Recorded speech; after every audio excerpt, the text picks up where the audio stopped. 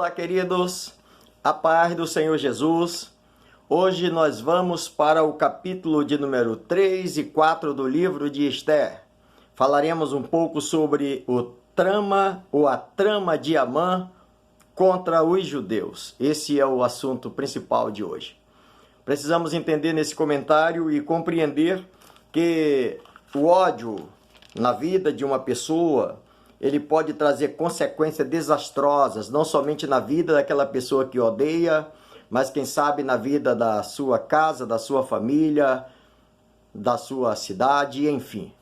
Mas também precisamos entender nesse comentário que a tragédia que se abateria sobre o povo de Deus, sobre a comunidade judaica, pela prepotência do ódio de um inimigo, era terrível a tragédia.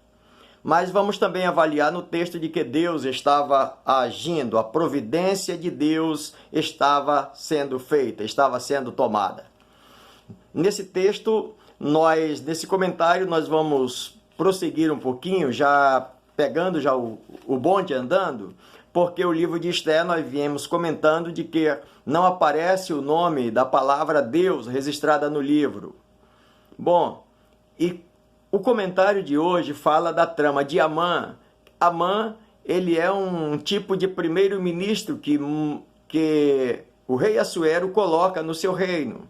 Entre tantos outros servos, ele pega Amã e elege ele a uma autoridade maior. Ele era a segunda autoridade do rei. Por ele ser a segunda autoridade do rei, então todos os demais servos deveriam prestar continência, obediência e respeito a ele. E é nesse interim que está lá Mardoqueu, que provavelmente tenha sido promovido a um desses cargos menores por intermédio de rainha Esther, e ele serve também junto com os demais servos.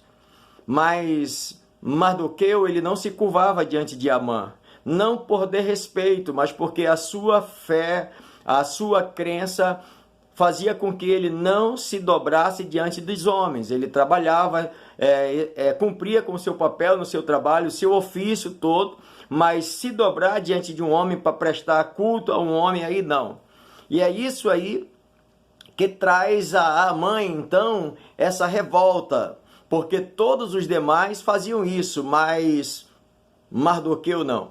Vale ressaltar que nesse texto, Amã, a gente encontra nas páginas das Sagradas Escrituras, Amã sendo um descendente de Amaleque, ou dos Amalequitas. E os Amalequitas, desde o início, quando a gente olha para a Bíblia, desde lá do Êxodo, quando Moisés vem com o povo de Israel no Egito, e quando eles passam pelos termos de Amaleque, Amaleque abre guerra contra Israel, o Senhor ordena que Moisés levantasse ou ordenasse guerra contra eles. Moisés manda Josué para a batalha, Josué ganha aquela batalha, e Deus então promete que o nome dos Amalequitas seria então riscado, a memória de Amaleque vai ser riscada.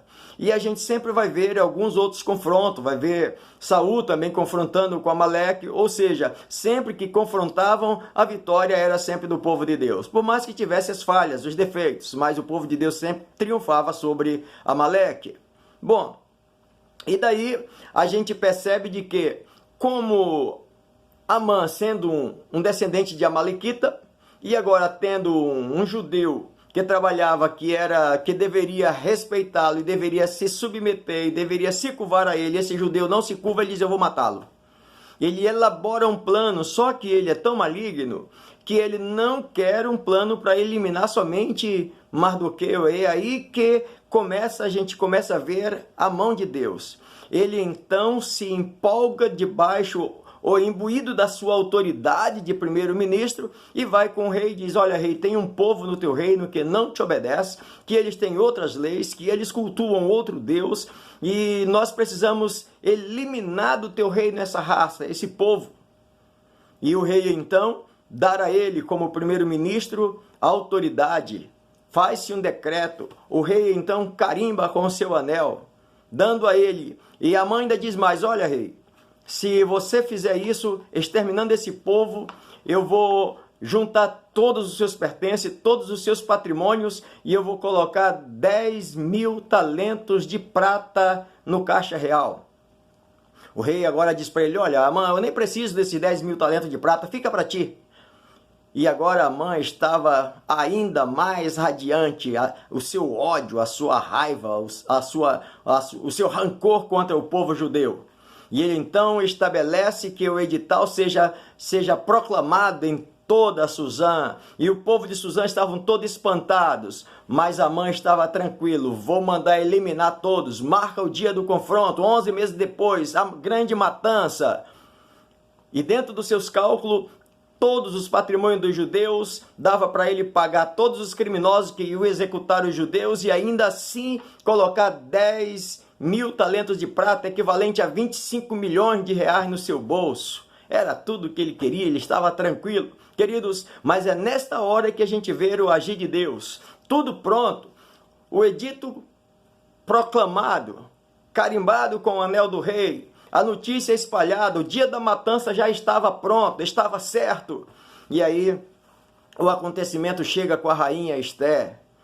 E agora, Mardoqueu diz para ela, olha, pode ser que por esta causa você está nesse cargo aí. Talvez você não perceba, mas que se você não fizer alguma coisa, porventura virá algum livramento de outro canto para os judeus. Mas saiba tu, que se tu não fizeres alguma coisa, tu e a casa dos teus pais hão de perecer.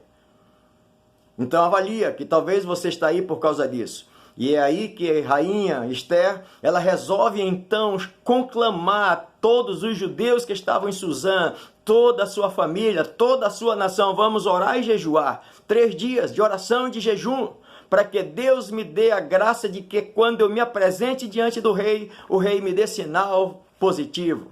Queridos, avaliamos à luz desse texto de que, mesmo o nome de Deus não aparecendo nas entrelinhas do livro de Esther, mas ele estava agindo, mesmo por detrás das cortinas, ele estava agindo em favor do seu povo.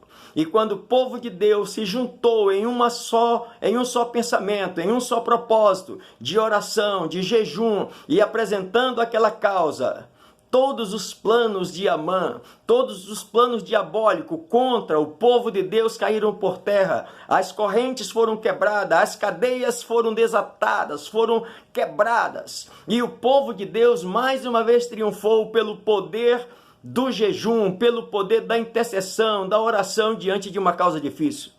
Eu quero lhe convidar nesta oportunidade, você que vai à EBD, que com certeza o seu tempo será maior, você terá um aprendizado ainda maior na EBD. Com certeza a graça de Deus também será derramada de maneira muito maior sobre você. Mas que possamos aprender à luz desse texto, de que mesmo quando as portas parecem fechadas, mesmo quando os inimigos parecem triunfar sobre o povo de Deus, existe uma arma poderosa na igreja, no povo de Deus, de que quando nós unimos e estamos unidos no mesmo propósito de oração, Deus se levanta do trono e dá ordem a nosso respeito. Portanto, Deus te abençoe. Que este dia seja um dia de bênção e de vitória para você e para sua casa e para sua família, em nome de Jesus. Deus te abençoe e até a próxima, se Deus assim nos permitir.